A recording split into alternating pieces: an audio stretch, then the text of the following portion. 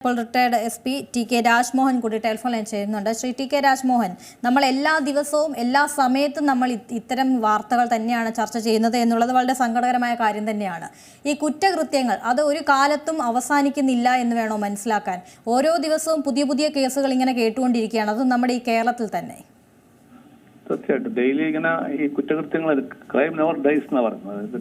കുറ്റം ഒരിക്കലും മരിക്കുന്നില്ല, never dyes. അങ്ങനെ അപ്പം കുറ്റങ്ങളും നടത്തിക്കൊണ്ടിരിക്കുന്ന ആൾക്കാർ. പക്ഷെ ഇപ്പോഴും ഈയിടെയായി കാണുവരുന്നത് പല സാമൂഹിക പ്രശ്നങ്ങളിലെ ഒരു കുറ്റങ്ങളാണ് കാണുന്നത്. അതൊക്കെ വളരെ വയലന്റ് മോഡിലാണ് കാണുന്നത്. അതാണ് ഏറ്റവും വലിയ പ്രോബ്ലം. ഇപ്പോഴും കുറ്റങ്ങൾ എല്ലാ കാലത്തും ഉണ്ടായിട്ടുണ്ട്, പക്ഷെ ഒഫൻസ് കമ്മിറ്റ് ചെയ്യുമ്പോൾ അതിന് മതിയായ കാരണങ്ങളുണ്ട്. ഇപ്പം ചെറിയ ചെറിയ കാരണങ്ങൾ, അതായത് ചെറിയ ചെറിയ ഫാമിലി ഇഷ്യൂസിലൊക്കെ വലിയ വലിയ ഭീകരങ്ങളായ കാര്യങ്ങളിൽ കൊലപാതകമൊക്കെ നടക്കുകയാണ്. അപ്പം ഇതിൽ എവിടെയോ എന്തൊക്കെയോ ഈ സമൂഹത്തിലുള്ള ആ മൂല്യശോഷണം വന്നുകൊണ്ടേയിരിക്കുകയാണ്.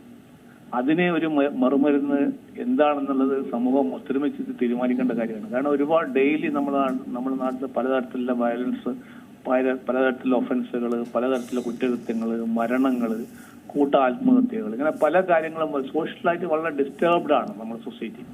അപ്പൊ ഈ ഡിസ്റ്റർബ്ഡ് സൊസൈറ്റിയെ തിരിച്ച് ഈ മെയിൻ പാതയിലേക്ക് കൊണ്ടുവരുന്നത് വലിയ ബുദ്ധിമുട്ടുള്ള കാര്യമാണ്. പക്ഷെ ഇത്തരത്തിലുള്ള ഈ ഒഫൻസ് കമ്മിറ്റ് ചെയ്യുമ്പോൾ പ്രോപ്പറായിട്ട് പോലീസ് കേസ് അന്വേഷണം നടത്തുക, അതിന്റെ റൂട്ട് കോസ് എന്താണെന്ന് കണ്ടുപിടിക്കുക, സോഷ്യൽ ഓർഗനൈസേഷൻ, പൊതുസമൂഹം അത് ചർച്ച ചെയ്യുക, അതിലെന്താണ് കാരണങ്ങൾ. ഇവിടെ എനിക്ക് തോന്നുന്ന ഭാര്യയും ഭർത്താവും തമ്മിലുള്ള പ്രശ്നമാണ്, അവർ തമ്മിലുള്ള വൈകാരികമായ പ്രശ്നങ്ങൾ ഉണ്ടായിരിക്കും, അതിന്റെ മുകളിലായിരിക്കും ഭാര്യ വെടിവെച്ച് കൊണ്ടിരിക്കുന്നത്. പക്ഷെ ഇത് സന്ദേശം വളരെ വളരെ ആശങ്കാജനകമാണ്. അതാണ് ഇവിടുത്തെ ഒരു പ്രശ്നം. അത് എങ്ങനെ സോൾവ് ചെയ്യാൻ പറ്റും, അത് സമൂഹം എങ്ങനെ ഒത്തൊരുമിച്ച് നീങ്ങണം, അത് ഇന്ന് കേരളം എന്താ ആവശ്യം, കേരളത്തിന്റെ ആവശ്യം എന്താണ്, ഇത്തരത്തിലുള്ള സോഷ്യൽ പ്രോബ്ലംസിൽ കുറെ കൂടി ഒരു സോഫ്റ്റ് അപ്രോച്ച്, സോഫ്റ്റ് സ്കില്ലെല്ലാം കൊണ്ട് അത് ഡെവലപ്പ് ചെയ്ത് അത് കൺട്രോൾ ചെയ്യേണ്ട ഒരു സംവിധാനം നമുക്ക് പൊതുസമൂഹത്തിന് വേണം എന്നാണ് എനിക്ക് തോന്നുന്നത്. മറ്റൊരു കാര്യമുള്ള, ഇതിപ്പോൾ യുവാക്കൾക്കിടയിൽ കുറച്ച് അധികം കുറ്റകൃത്യങ്ങൾ കൂടുന്നു എന്നൊക്കെ നമ്മൾ പറയുമ്പോൾ യുവാക്കളെ നേർവഴിക്ക് നയിക്കണം എന്നുള്ളതൊക്കെയാണ് നമ്മൾ ഇതിനായിട്ടുള്ള ഒരു പ്രതിവിധി എന്ന രീതിയിൽ പറയുന്നത്. പക്ഷേ ഇതിപ്പോൾ പ്രായമൊന്നും ഒരു ബാധ്യതയല്ല. ഈ പ്രായമൊന്നും ഒരു തരത്തിലും ഒരു കണക്കാക്കേണ്ട കാര്യവുമില്ല. കാരണം ഇത്തരത്തിലുള്ള ഈ പറഞ്ഞതുപോലെ തന്നെ ഈ ഒരു കുടുംബ പ്രശ്നമാണ്, ഇത് ഒഴിഞ്ഞു മാറാനോ അല്ലെങ്കിൽ രണ്ടായി പിരിയാൻ ഉള്ള ഒരുപാട് സാഹചര്യങ്ങൾ ഉണ്ടായിരിക്കാം. പക്ഷെ അപ്പോഴും ഈ മരണം അല്ലെങ്കിൽ കൊലപാതകം, ഈ രണ്ട് കാര്യങ്ങളിലേക്കാണ് ആളുകൾ എത്തുന്നത് എന്നുള്ളത് ഈ ഒരു ഇപ്പോഴത്തെ ഒരു കാലത്തിൻ്റെതായ ഒരു പ്രശ്നമായി നമുക്ക് പറയാൻ കഴിയുമോ? ഇത് കാലത്തിന്റെ പ്രശ്നമാണെന്നല്ല, ഇത് ഈ നമ്മുടെ സമൂഹത്തിലുള്ള ഇപ്പോഴുള്ള ജീവിത ശൈലി, ജീവിത രീതികൾ, അവൈലബിലിറ്റി ഓഫ് ഫണ്ട് അല്ലെങ്കിൽ അവൈലബിലിറ്റി ഓഫ് മറ്റ് സാഹചര്യങ്ങൾ, അതല്ലെങ്കിൽ ഈ സോഷ്യൽ മീഡിയകള്, അതുപോലെ ഒരുപാട് റീൽസുകള്, മനുഷ്യന്റെ മനസ്സ് ഇങ്ങനെ പല സ്ഥലത്തിൽ ഇങ്ങനെ ഡെയിലി സഞ്ചരിച്ചുകൊണ്ടിരിക്കുകയാണ്. അപ്പം പണ്ടൊക്കെ ആണെങ്കിൽ നമ്മളെ ഇപ്പം ഫ്രണ്ട്ഷിപ്പ് ഇല്ല, ഇപ്പൊ സുഹൃബന്ധങ്ങളില്ല, എല്ലാവരും ഈ സോഷ്യൽ മീഡിയയിൽ ഒതുങ്ങിക്കൂടുകയാണ്. അപ്പൊ എല്ലാവരും സോഷ്യൽ മീഡിയ കൂടി കാര്യങ്ങൾ കാണുമ്പോൾ അവരെ മനസ്സൊക്കെ സഞ്ചരിക്കുന്നത് അങ്ങനെ ആയിരിക്കാം. അപ്പൊ പണ്ടൊക്കെയാണ് ഇങ്ങനെ ഒരു മനസ്സിലൊരു ആവശ്യം അല്ലെങ്കിൽ ഒരു മോശം ചിന്ത വന്ന ഉടനെ നമ്മൾ ആരോടെങ്കിലും ഡിസ്കസ് ചെയ്യും, സുഹൃത്തുക്കളോടോ അല്ലെങ്കിൽ വേണ്ടപ്പെട്ട ബന്ധക്കാരോടോ ആരോടെങ്കിലും ഡിസ്കസ് ചെയ്യും. അപ്പൊ അവർ ചില അഭിപ്രായങ്ങൾ പറയും. ഇപ്പൊ ഡിസ്കസ് ചെയ്യാൻ ആരുമില്ല. ഇപ്പൊ ഡിസ്കസ് ചെയ്യേണ്ടത് നമ്മൾ ഒരു അജ്ഞാതനായ സുഹൃത്തിനോടാണ്. അജ്ഞാതനായ സുഹൃത്തിന് നമ്മളോട് ഒരു കമ്മിറ്റ്മെന്റും ഇല്ല. അപ്പൊ അങ്ങനെ പല കാര്യങ്ങൾ, അങ്ങനെ സോഷ്യൽ ഇഷ്യൂസ് ആണ് ഇപ്പൊ ഇത്.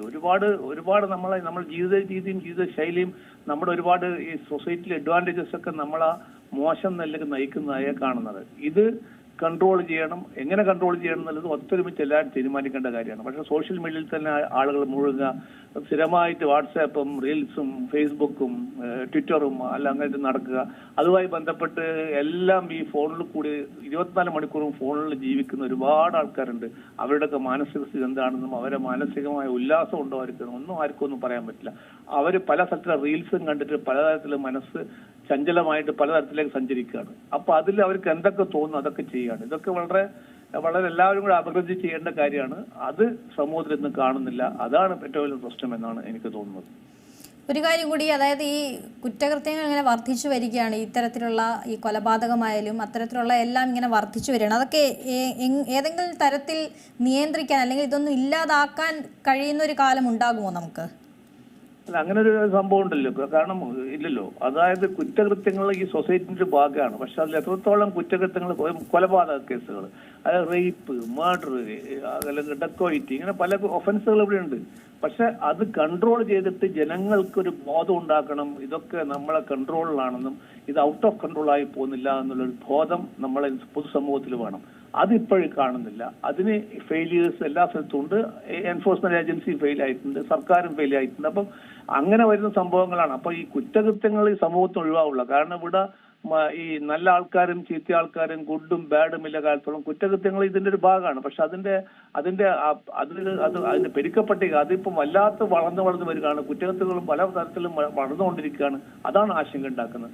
അതിനെ കൺട്രോൾ ചെയ്യേണ്ടത് എല്ലാവരുടെയും കൂട്ടായ ഉത്തരവാദിത്തമാണ്.